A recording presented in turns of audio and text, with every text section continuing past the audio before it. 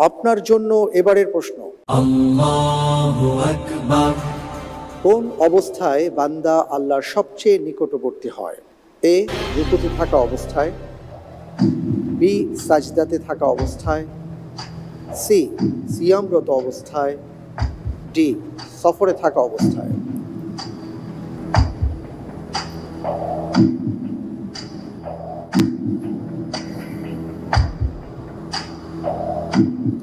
আলহামদুলিল্লাহ, আমি এখান থেকে উত্তর হিসেবে বেছে নিচ্ছি বি, সাজদাতে থাকা অবস্থায়।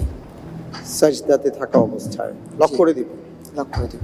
ফ্রিজ করে দেওয়া হোক। বি, সাজদাতে থাকা অবস্থায় বান্দা আল্লাহর সবচেয়ে নিকটবর্তী হয়।